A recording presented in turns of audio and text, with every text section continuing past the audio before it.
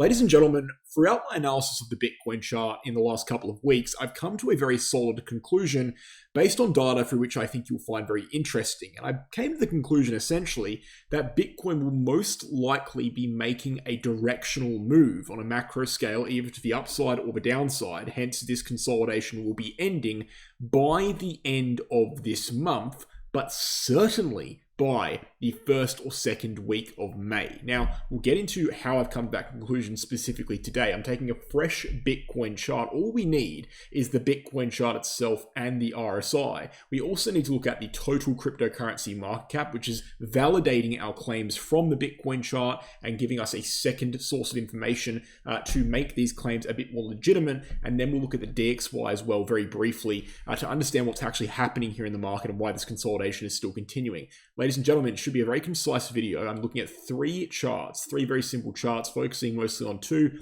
So I want to get these points across clearly without overcomplicating it. Let's get into it.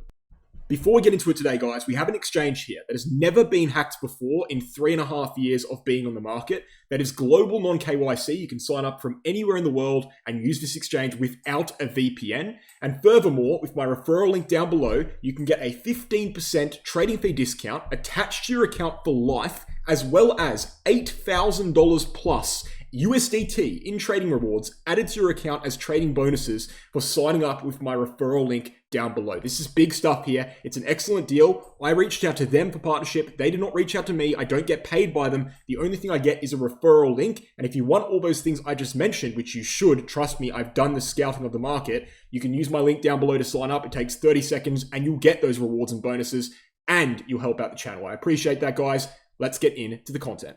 Now, I'm going to be discussing today what we've talked about a lot recently. There are a few changes to it. There's a few changes to this descending wedge formation I'm about to bring you on the screen right here, and we'll discuss those changes. And I'm also going to bring in something new, which is cross-validation with the total cryptocurrency market cap chart, and then I'll obviously discuss what Bitcoin needs to do to confirm its breakout and what Bitcoin needs to avoid doing to avoid entering a bear market. So a lot of repeating information, but also bringing in some new stuff as well. But overall, it's the formatting of the video that's unique here today. I'm taking a fresh chart and walking you through it step by step. I also want to just quickly mention that you guys right now, I mentioned in a poll, I asked in a poll earlier today, by May 1st, where do you guys think the Bitcoin price would be?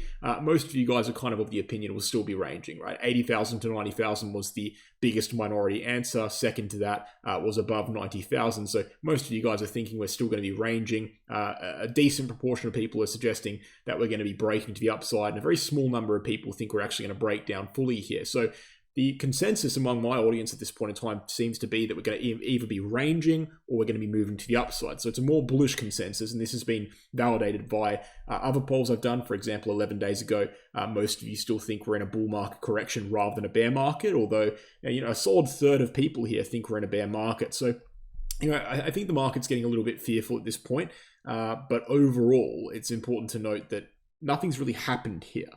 And I do think that even though there is some fear entering the market and some people are getting fearful, I think that's mainly because of altcoins and how altcoins are reacting. We did a whole video on that yesterday. Bitcoin itself is doing what it's normally done, especially this cycle. This cycle has been best characterized as very swift moves to the upside, followed by very, very long consolidations.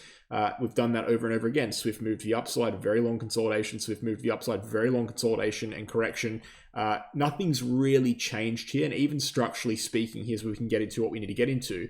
We had a descending channel formation, a pattern of correction, a pattern of consolidation that ultimately ended up breaking to the upside back here in 2024. We're seeing a very similar story right here. Although it's not the exact same pattern, it's still a pattern. It's a descending wedge rather than a descending channel. And how you specifically draw that wedge can differ depending on the frame of analysis, but essentially it is a descending wedge. It's very clear that that's the case. You don't even need to draw the lines really to know that. What are we doing?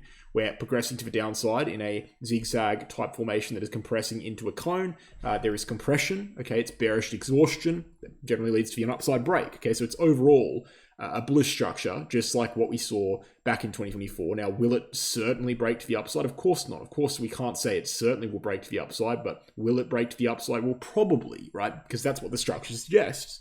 Now, this compression and this bullish compression is being matched via the momentum indicator, the RSI, which is just waiting for a breakout, just like the price chart. We've got this compression on the RSI here, a very strong resistance line, which obviously if we break that to the upside, we'll be seeing a shift in momentum, which will likely lead to a breakout of the wedge itself and a move to the upside on Bitcoin. So look, we've got things coming along here. It's just taking a very long time to see the results. Now, let's just get this out of the way so we don't have to dwell on it later in the video. I've mentioned this so many times, it's hurting my brain. In order for Bitcoin to confirm a bear market, in my view, we would need to be breaking below 70,000.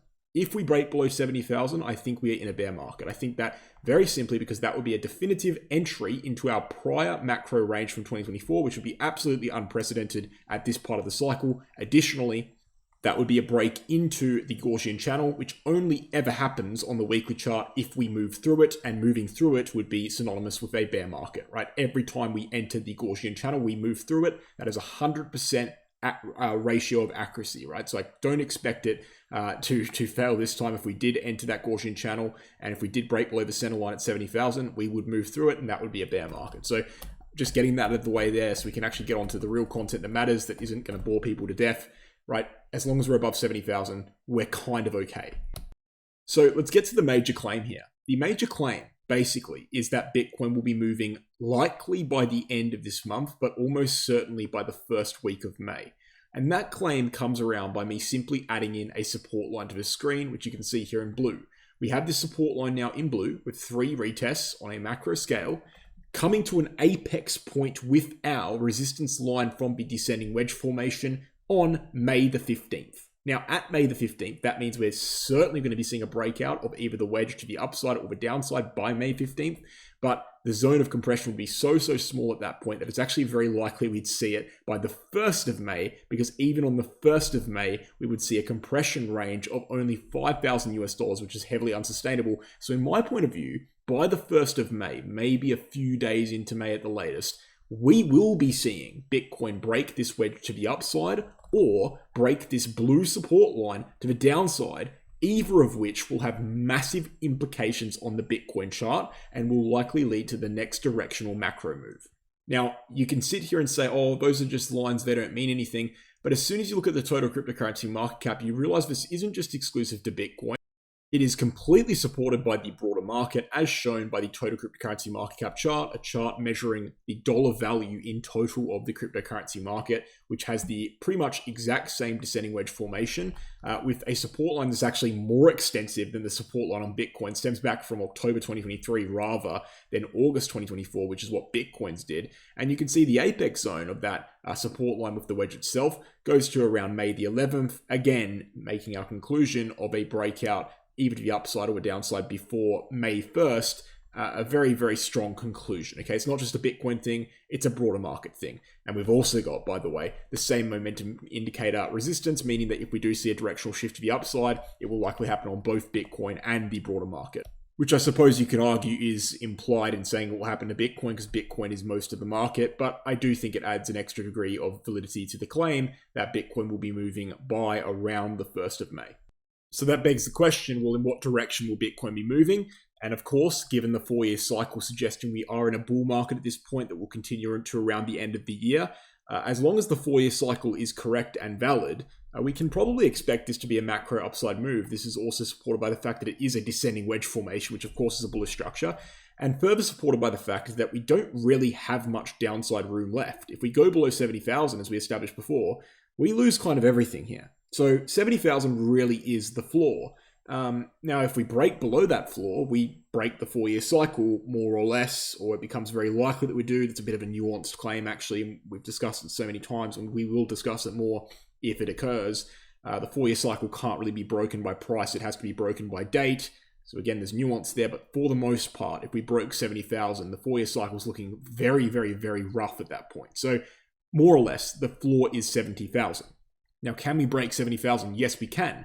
But breaking 70,000 will more or less, again, it's nuanced, mean a break of the 4-year cycle, which is all Bitcoin has ever known. So it's either we enter complete and utter darkness that we've never seen before by breaking 70,000, or we do what the market expects and we bounce here. That's really the options Bitcoin has. Obviously, neither of them are certain, but one of them is very clearly more likely than the other. That doesn't mean I'm sitting here and saying ape into Bitcoin. I'm certainly not. I'm just sitting here and saying that if we are trusting the cycle, we probably should be moving upwards here. Doesn't mean we should be buying before it happens. It just means what I said.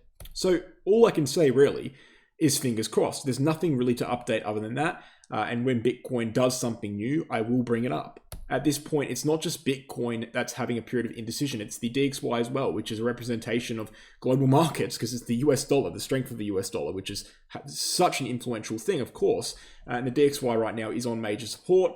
This is inverse correlated to Bitcoin. So if this does go downwards, we will see Bitcoin go upwards. We need to be seeing this support break. And given the fact that it's on support, of course, we can either go downwards or we can bounce strongly. That heavily depends on what happens with things like tariffs.